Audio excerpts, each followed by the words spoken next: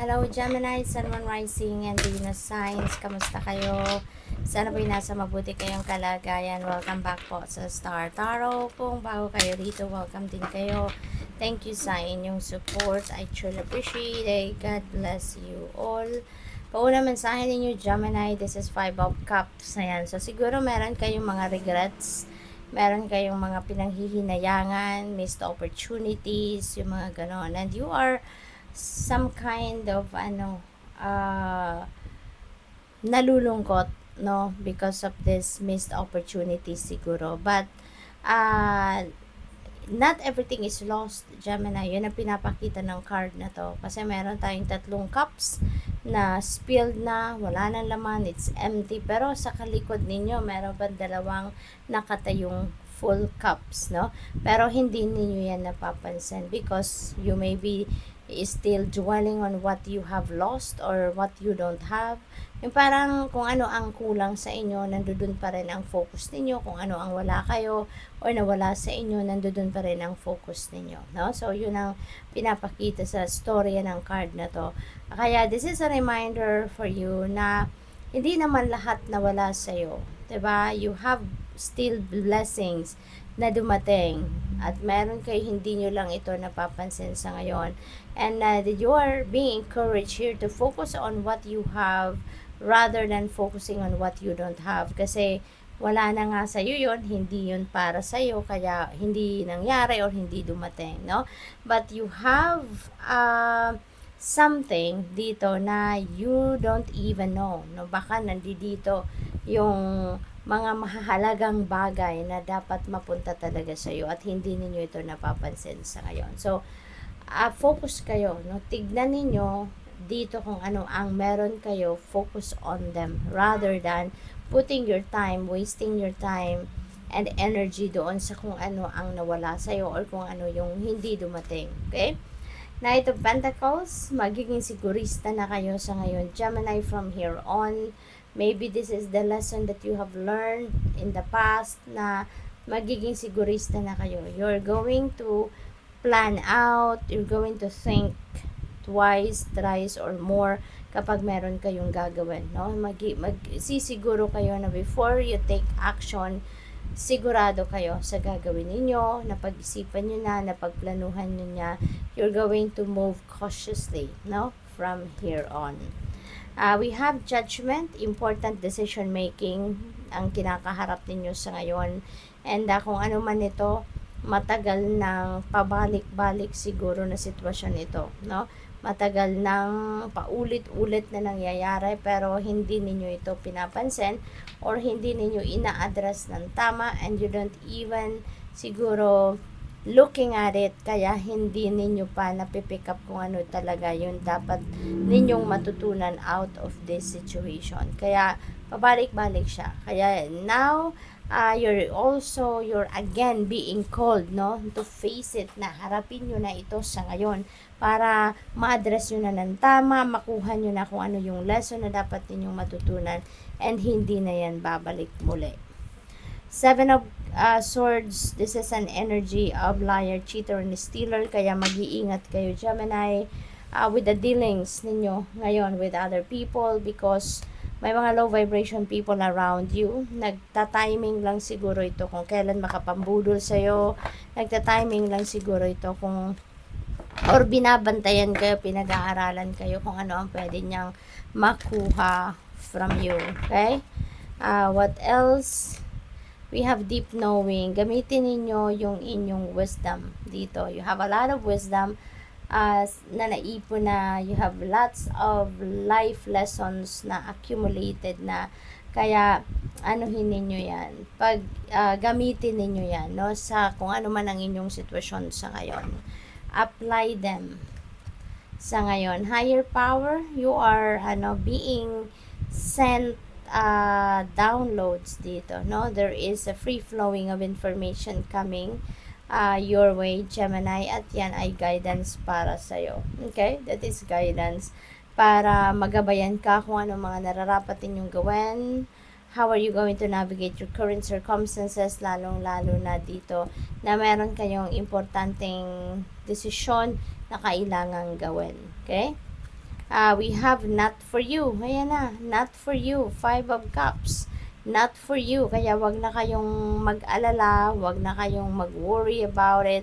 Kasi when it's meant for you, it won't pass you by. But since nawala sa inyo, or hindi napunta sa iyo, simple lang yan. Ibig sabihin, it's not for you, it's not for your highest good, it's not for your best interest. Kaya don't dwell on them anymore. Wag na kayong manghinayang kasi when something is being denied of you, no, Gemini, ng universe, ibig sabihin yan, meron siyang hinahandang mas maganda, mas mabuti, mas excelente kisa doon sa kung ano ang gusto ninyo. It is what is the best for you na pinaghahandaan ng universe para sa iyo. Kaya kung meron mang hindi, may mga plans man kayong hindi nagmaterialize, huwag kayong mag-alala. That is not the best for you. Okay? May hinahanda ang universe para sa iyo. Much better. Freedom. Ayan. So siguro ang iba sa inyo is going to reclaim your freedom, no? Baka freedom ito from relationship kasi this is being single na na-pick up ko. So baka ang iba sa inyo makikipaghiwalay na sa inyong karelasyon.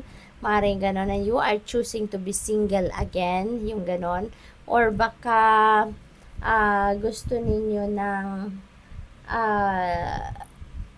bawiin, no, ang inyong freedom from being restricted by someone or by something, no, maaring ganon din.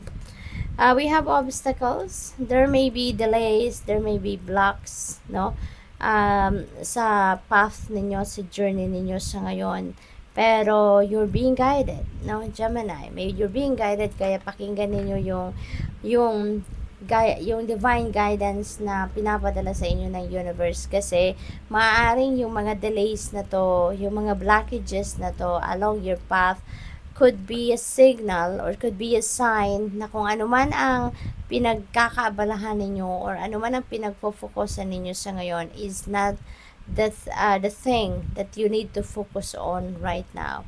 Maybe it's a sign that it's about time now for you to choose a new direction. Diba? Kaya, importanteng pakinggan ninyo ang inyong intuition, pakiramdaman ninyo ang inyong sarili. Tune in, no? Tune into your soul. Kasi, the divine universe will send you a signal through your intuitive messages, through your inner voice, inner guidance, kung ano na ang kailangan ninyong gawin. Kasi maaaring you're being guided to choose a different path. Okay? Past love, ayan. So maybe ito pa rin, baka pinanghihinayangan ninyo, Gemini. Of course, this is not going to resonate with everyone, no? So just take as it resonates. Maaaring ang pinanghihinayangan ng iba sa inyo dito is your past relationship, no? Yung person ninyo in the past. Nagkahiwalay kayo, no? At nasira ang inyong relasyon. Maaring yun ang pinanghihinayangan ninyo dito. Maaring yun ang iniiyakan ng iba sa inyo. But, you know what? That is already in the past. At kung yan ay para sa iyo, kung yung taong yan ay meant for you, hindi yan mawawala sa iyo. Kung meron man kayong mga hindi pagkakaintindihan, magkakausap kayo at ma-fix ninyo ang inyong sitwasyon. But, if, 'di ba? Siguro talaga na nasira na ang inyong relasyon at maaring nagkahiwalay na kayo ng tuluyan. So ibig sabihin yan that person is not for you. It could be not for you at all, no? Hindi talaga siya ang para sa iyo or baka hindi siya ang para sa iyo just at this time. Baka kailangan pa ninyong mag-grow somewhere, no? And the time will come na kung talagang you are meant together, you are meant for each other, magmi-meet pa rin kayo, no? So, but for now, maybe, 'di ba, hindi siya para sa iyo, hindi kayo para sa isa't isa sa ngayon. So, what else? We have huge decisions. Ayan. So, huge decision talaga ito pag kailangan ninyong harapin sa ngayon or kailangan ninyong gawin. Kaya mag-isip kayong mabuti, pag-isipan ninyong mabuti. Okay? Give yourself time to think. Okay? Magmuni-muni kayo, magnilay-nilay kayo, Gemini. Okay? Pag-isipan ninyong mabuti. Toxic work environment. Maaaring yung huge decision na yan is related to your trabaho. No? Baka sa tingin ninyo parang nahihirapan na kayo, it's very toxic na, it's unhealthy na yung inyong work environment. Kaya maaaring yan ang kailangan ninyong pagdesisyonan. Free yourself from that toxicity, and find a different work, di ba? What else? We have performance evaluation. Ayan, so siguro ang iba sa inyo rito, merong evaluation, performance evaluation, nahaharapin ngayon sa trabaho. Kaya, galingan ninyo. Galingan ninyo. So, good luck. And that's all I have for you for today. Thank you for watching. Love and light. Namaste.